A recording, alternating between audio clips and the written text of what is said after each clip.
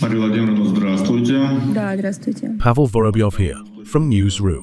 We have one question for you today. In 2018, our President Vladimir Putin offered the European Union Russian security guarantees to replace American ones during his talks with Macron.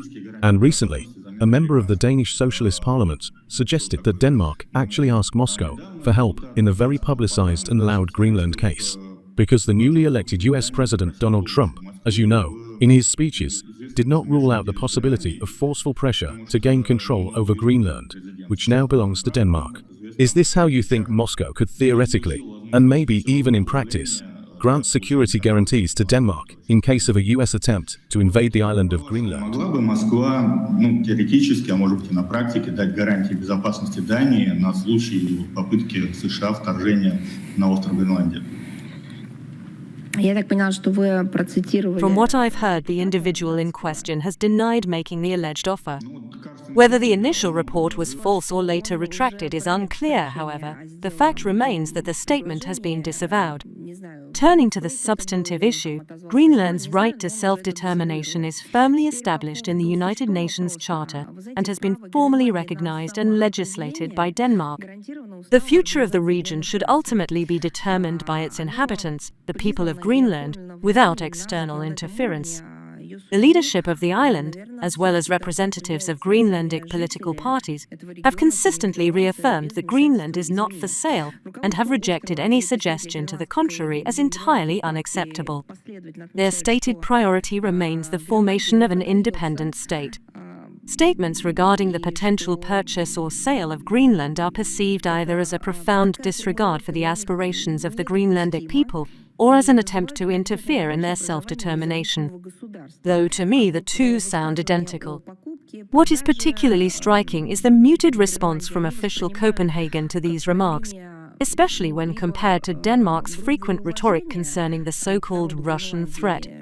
Danish authorities routinely invoke the notion of a Russian threat to Western Europe, European security, and Denmark itself, despite Russia never having issued any statements, proposals, or actions of a comparable nature toward Denmark or its allies.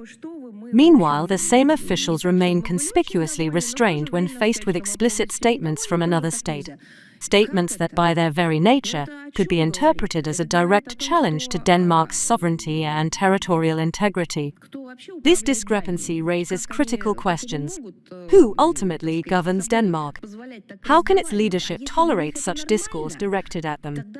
If such an approach is deemed acceptable, then it should come as no surprise if similar attitudes are extended toward Denmark by others. However, this is not the most perplexing aspect of the situation. More concerning is the paradox in which Denmark, facing a tangible challenge to its territorial integrity, continues to accuse Russia of posing a threat, despite a lack of any substantive evidence to support such claims. The pattern is not new.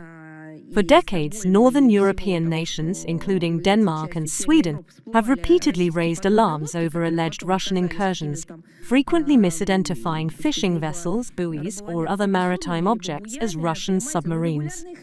This cycle of unfounded speculation raises an essential question. How long will Northern Europe remain captive to these myths, failing to recognize where the actual threats to their territorial integrity originate? Another inconsistency in Denmark's approach is equally noteworthy. Copenhagen has repeatedly positioned itself as a staunch defender of Ukraine's territorial integrity, making extensive declarations in support of Kiev. Given this, one would expect Denmark to show similar resolve in defending its own territorial sovereignty, at least in words. However, there has been a noticeable silence on the matter. For Denmark, the situation concerning Greenland should serve as a moment of reflection, a prompt to reconsider its position within the broader geopolitical framework and to reassess its reliance on external security guarantees. Copenhagen has traditionally viewed its principal overseas partner as a key guarantor of its security.